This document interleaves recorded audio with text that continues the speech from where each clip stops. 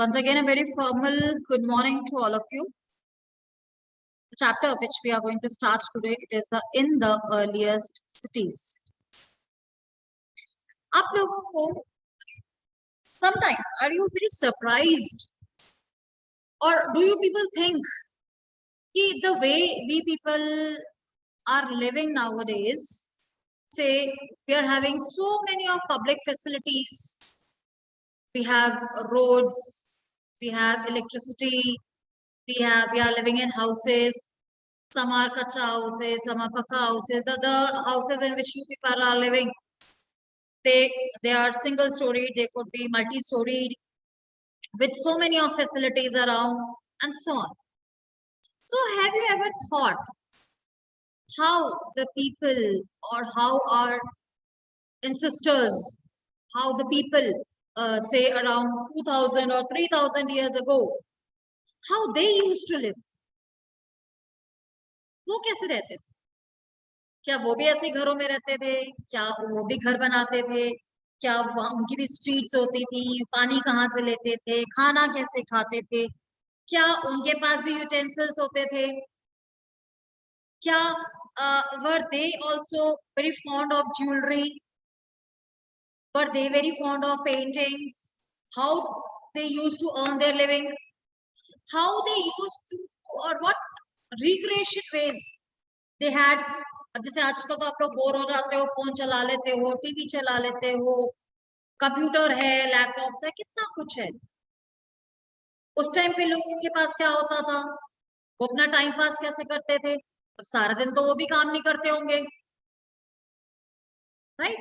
तो ये सब कैसे होता था, कैसे लोग रहते थे? तो ये हमारे लिए हमेशा से एक क्यूरियोसिटी रही, हमारे लिए हमेशा से एक मैटर ऑफ इंटरेस्ट रहा है कि लोग पहले कैसे रहते, क्या वो उतने सिविलाइज्ड थे जितने हम लोग थे? जिस ढंग से हम लोग रह रहे हैं, क्या वो भी वैसे रहते थे, or they were having some other, I mean they look different, or they lived in different ways and so on.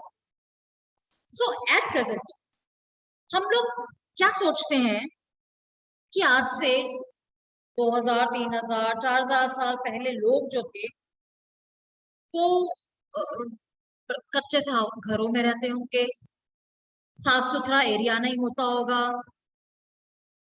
Right? खेती करते होंगे, उसी में टाइम सारा निकल जाता होगा, अनसिविलाइज से होंगे। मतलब हम ये एज एट प्रेजेंट सोचते हैं, राइट?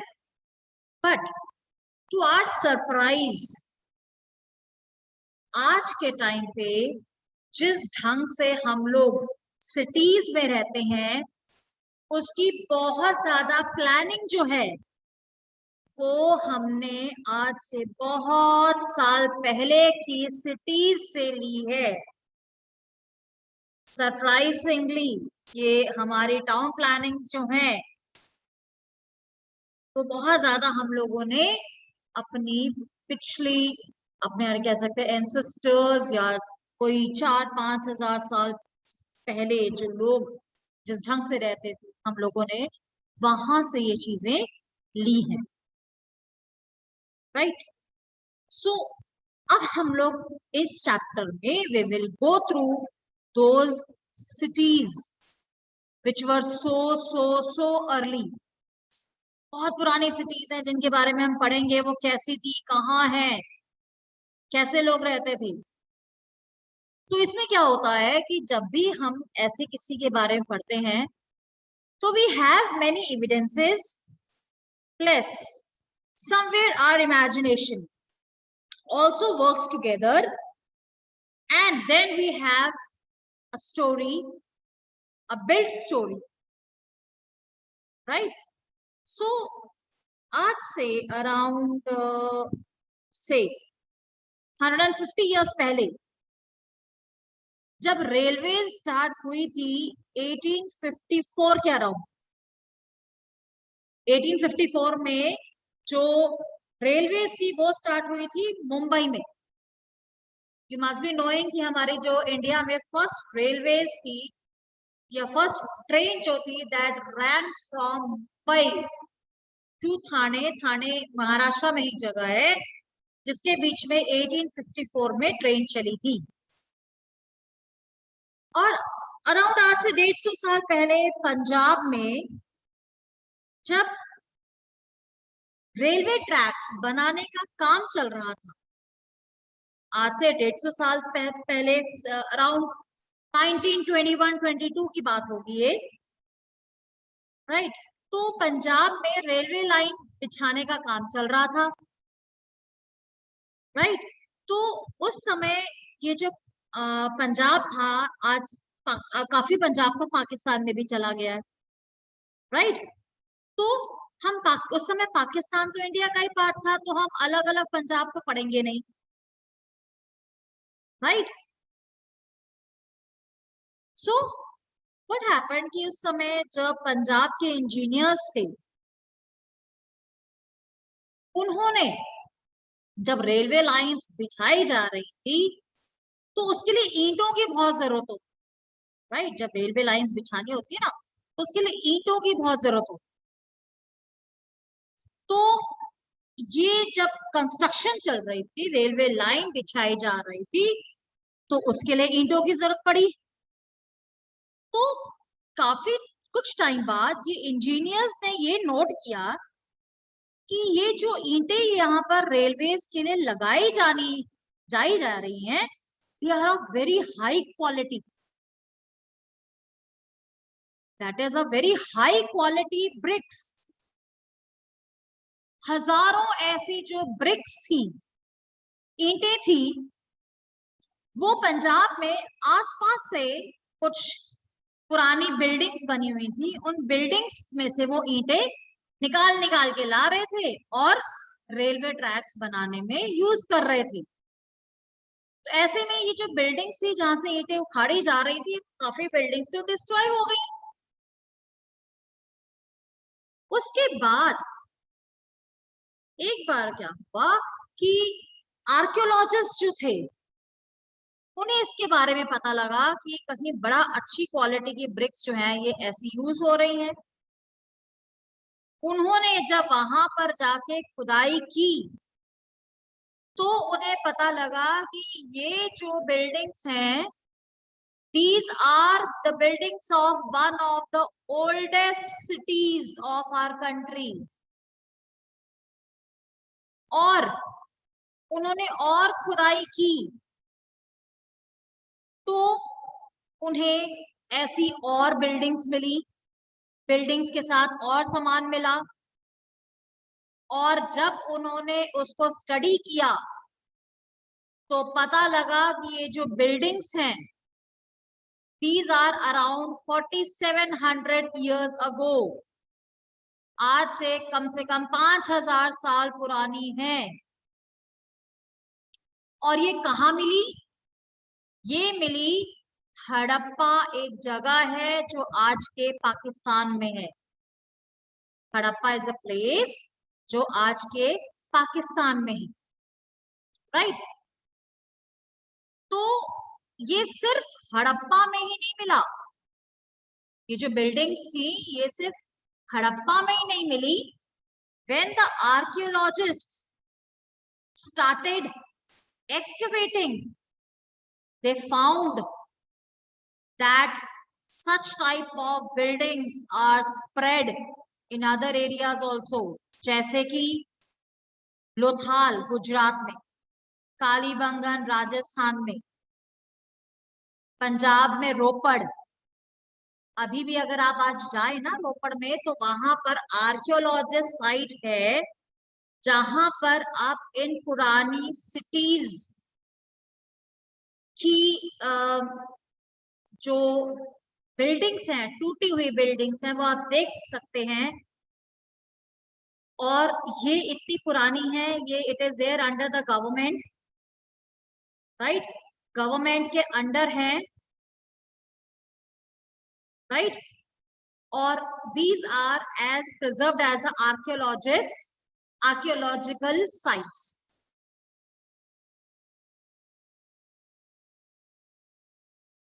right। so ये जो है ये आर्कियोलॉजिकल साइट्स कहलाई जाती हैं, गवर्नमेंट के अंडर है।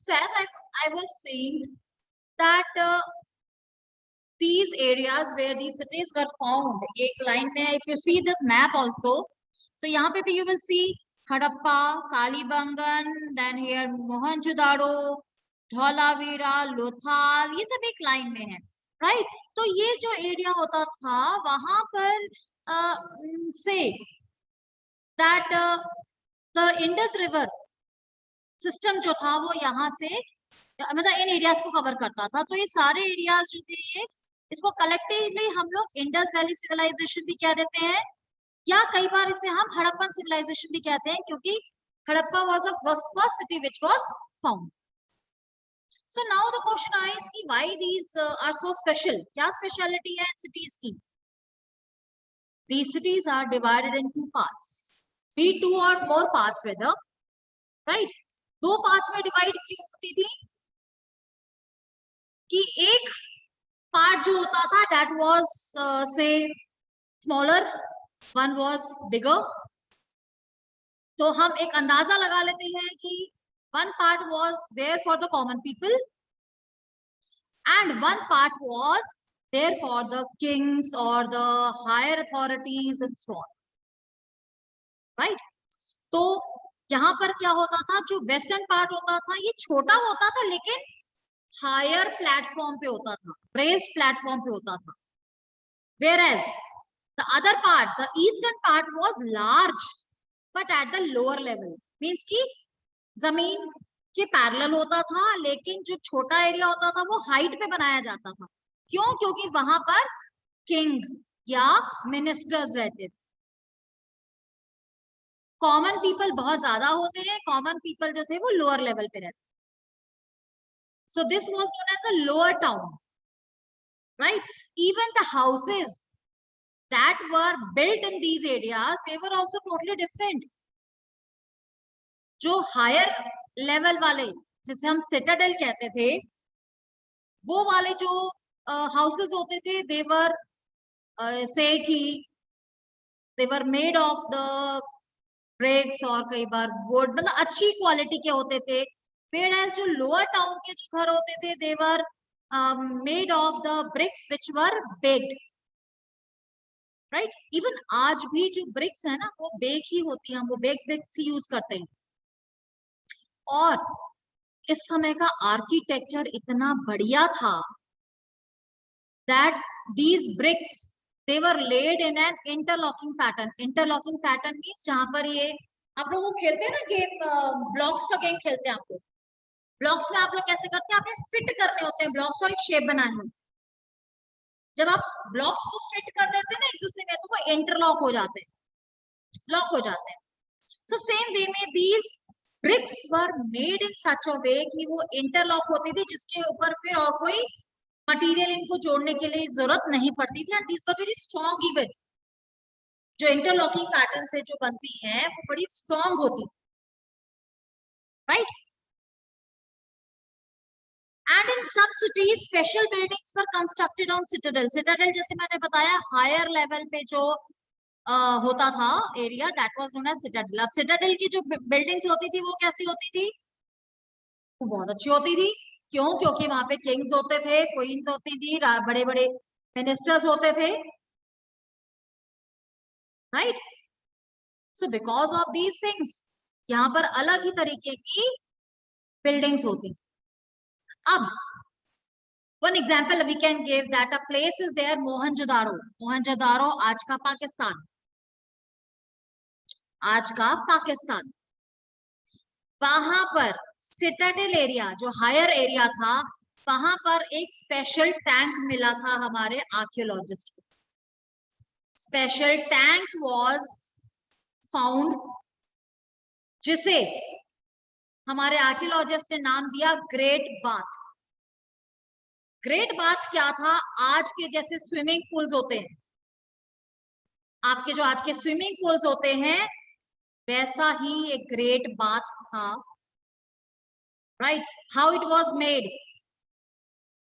हाउ इट वाज मेड, ये आपको मैं पिक्चर दिखाती हूँ ग्रेट बाथ की. यू कैन सी बीच में एक बड़ा सा एक हॉलो प्लेस है, स्टेयर्स हैं, राइट. इस स्टेयर से नीचे जाते थे. ये माना जाता है कि बाहर से पानी लाया जाता था और यहाँ पर किसी खास फंक्शंस पे यहाँ पानी भरा जाता था, राइट. ये जो एरिया है यहाँ पानी भरा जाता था. ये एज अ स्विमिंग पूल आप नहीं कह सकते, बट हाँ यहाँ पर किसी ऑस्पेशियस ओकेजन्स पे किंग्स जो होते थे वो they used to take a dip in water.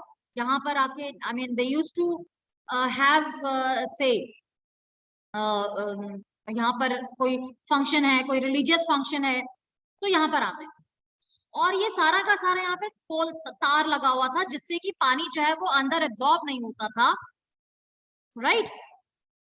सो इसका कंस्ट्रक्शन जो है इतना ज्यादा से सो गुड, राइट, कि हमारे आजकल के जो स्विमिंग पूल्स हैं वो इसी ढंग से बने हुए हैं, राइट. तो यहाँ पर एज मेंशन कि important people used to take a dip in this tank on special occasions, right. पानी भरा जाता था, जब पानी यूज हो जाता था उसके बाद इसको ड्रेन आउट भी यहाँ से कर दिया जाता. यू कैन सी कि अंदर जाने के लिए स्टेयर्स बनी है. आज के स्विमिंग पूल्स जो